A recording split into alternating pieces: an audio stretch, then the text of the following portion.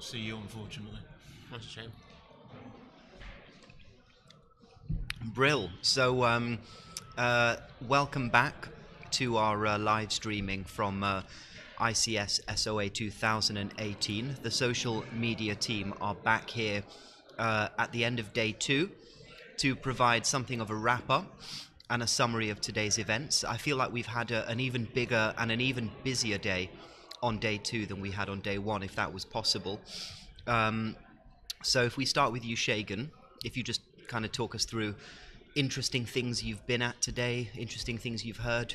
So my day started with the top 5 session, the update session, and there was some great summaries from Celia Bradford, from Charlotte Summers, and from Emma Ridley, talking us through nutrition, respiratory, and neuro ICU in each in turn.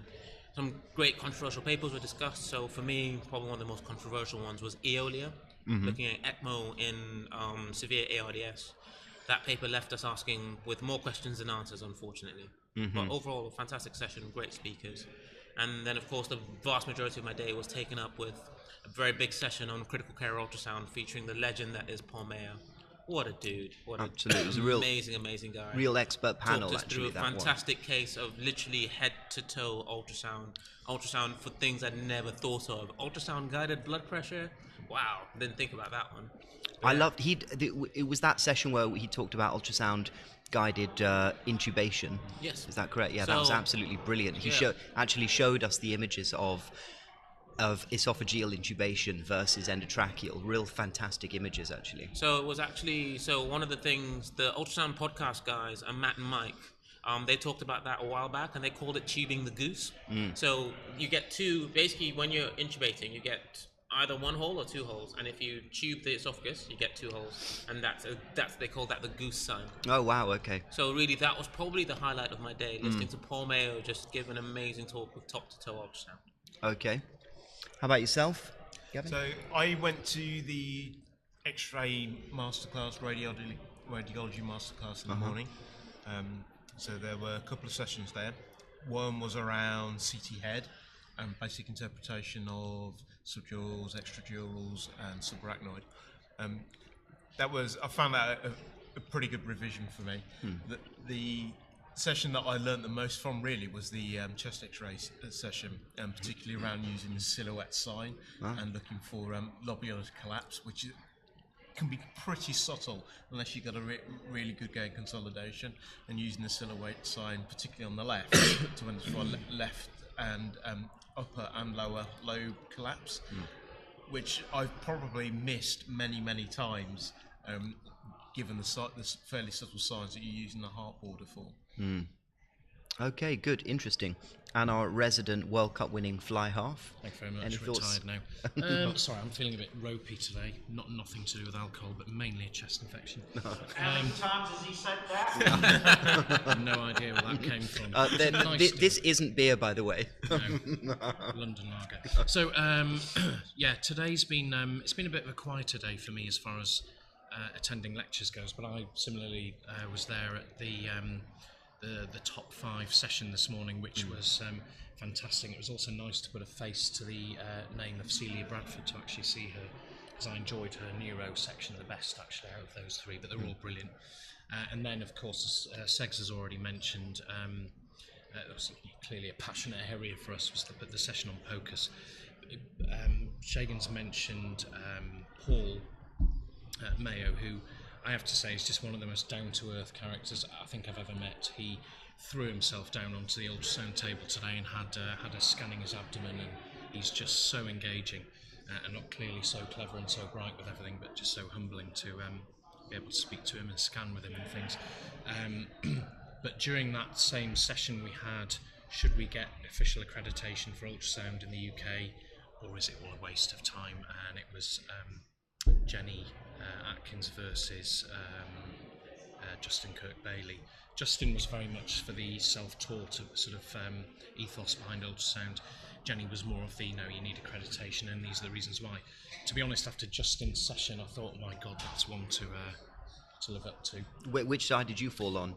Well, interestingly, I see. It was really. I ended up sitting on the fence a bit, but I fell because of membership of committees and so forth.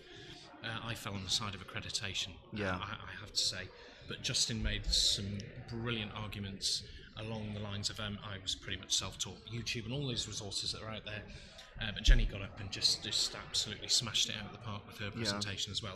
So I think the majority of the room said accreditation was the way forward. Yeah, I think also it's important to say having accreditation for something isn't to dismiss, people who predate it and who are self-taught. No. I mean, we have that with, the FICM exam. We have intensive care consultants who haven't sat that exam, but they have, been seen to have been through a process of training, and they get given a kind of honorary qualification. So we certainly shouldn't dismiss new exams, new accreditations on the basis that there are lots of people who already have those skills. In fact, I think if anything, it gives those skills even greater appreciation. Actually, if you're saying that these people have the skills that we are now calling an exam, we're now calling these skills a qualification or being accredited in something. In some ways, it's a kind of pays a compliment to the training that they've already had.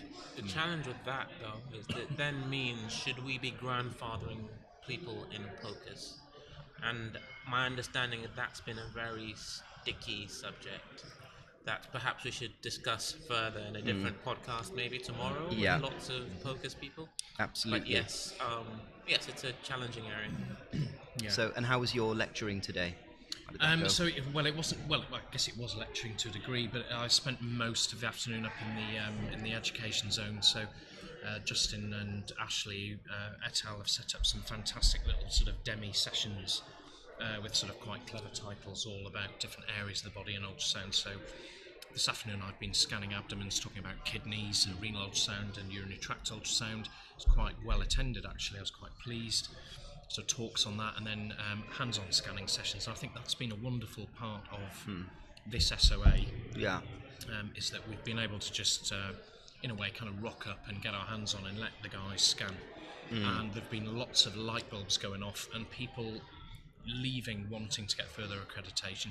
And equally, there are people who are already accredited coming along for a bit of extra stuff. So a revision. So my afternoon's been good, and then the immersive sim at the end of the day, we'd honed it a bit better, and it ran really well.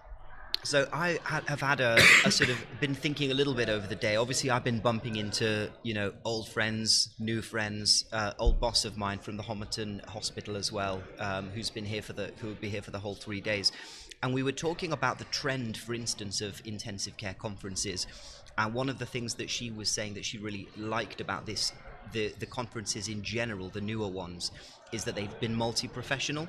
So previous intensive care conferences have been for doctors or for nurses or for dietitians in intensive care, whereas I think there's a lot of people appreciate the really multi-professional aspect to this year's conference, and also a trend perhaps away from very, very science-heavy conferences that with lectures about cytokines in sepsis, and a movement more towards a slightly more grounded, practical, these are the actual issues.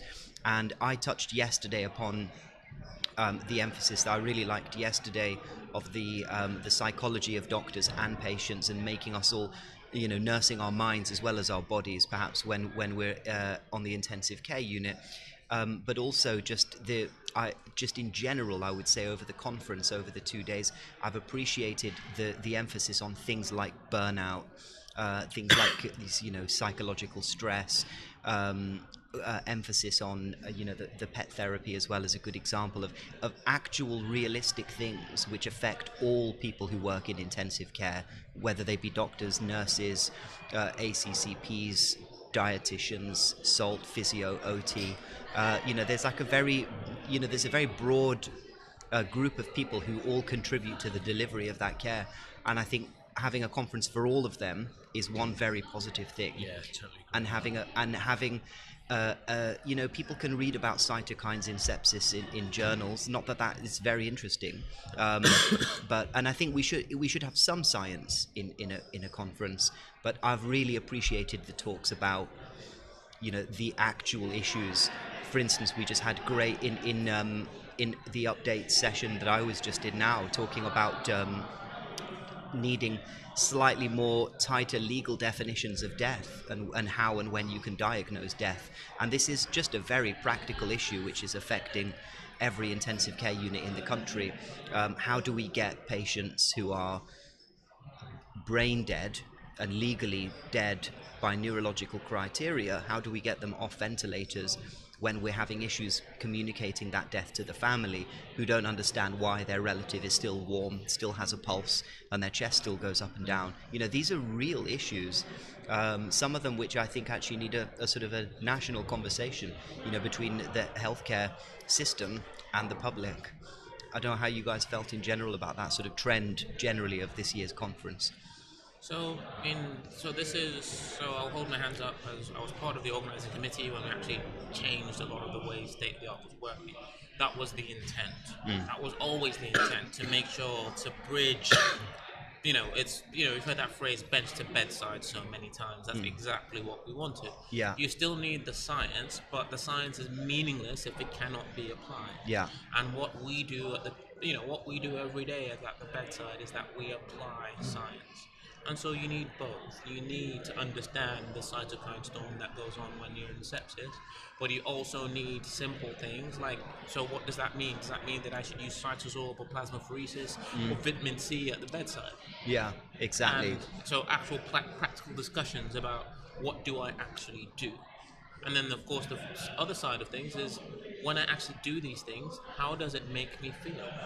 Yeah. Because that's actually really, really important. Very important. We sleep at night and we function based a lot about how we feel about what we do.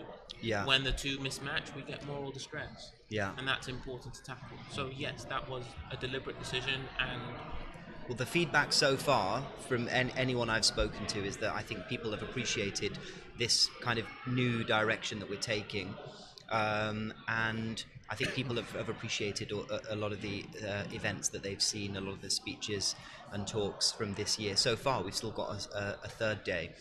And I'm sure we'll also be reaching out to members and attendees over the next few months to get feedback. Is there something they liked? Is there something they want more of next year? I'm sure as well. So in terms of business, who's coming to the staff party this evening? I think I'll brave it, to be honest. Yeah, I'm going to hold up my hand and say I'm going to be there.